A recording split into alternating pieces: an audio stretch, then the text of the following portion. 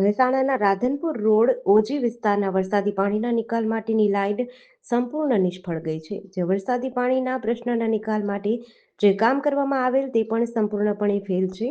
તો આ મેસેજ જોઈ અને જે તે અધિકારી એએમસી કમિશનર રૂબરૂ મુલાકાત લઈ આ પ્રશ્ન હજુ પણ મુખ્યમંત્રીના રાહત ફંડમાંથી વધુ મોટી સ્ટ્રોમ પાઇપલાઇન નાખવામાં આવે તો આ પ્રશ્નનું સમાધાન મળશે, બાકી કોઈ કાયમી સમાધાન નથી. સ્થાનિકોએ રજૂઆત કરી હતી.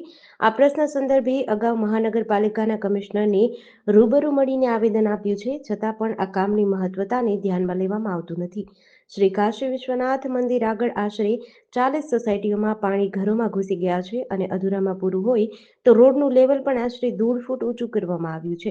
વરસાદી પાણીની કાશી વિશ્વનાથ મંદિર આગળની બધી જ સોસાયટીઓ માટે ખૂબ જ ગંભીર સમસ્યા ઊભી થઈ છે. આ સમગ્ર બાબતે સ્થાનિક જાગૃત નાગરિકે પોતાની પ્રતિક્રિયા આપી હતી.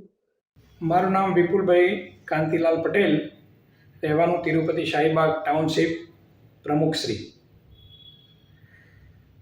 દરેક ચોમાસામાં વરસાદી પાણીના નિકાલ માટે અમે જાન્યુઆરી મહિનામાં રૂબરૂ કલેક્ટર કચેરી અને મુખ્ય કમિશનર સાહેબ મહાનગરપાલિકા રૂબરૂ આવેદનપત્ર 22 સોસાયટીએ ભેગા થઈને આપેલું.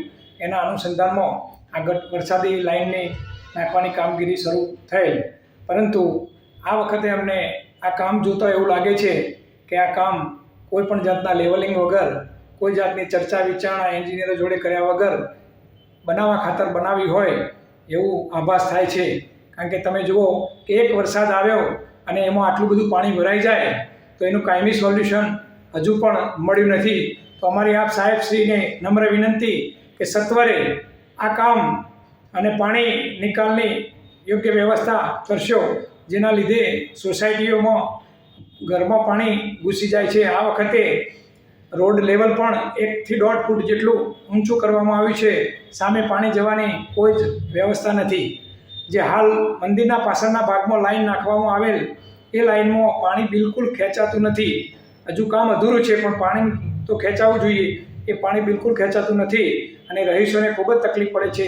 તો અમારી સૌ સાહેબશ્રી, સામાજિક કાર્યકરો, સેવાભાવી ધારાસભ્યશ્રીઓ અને દરેક રાજકીય મિત્રોને પણ વિનંતી કે હજુ સમય છે તો મુખ્યમંત્રી રાહત ફંડમાંથી સ્પેશિયલ સ્ટ્રોમ લાઇન નાખવામાં આવે અને આ સમસ્યાનું કાયમી સમાધાન મળે એવી અમે આશા રાખીએ છીએ.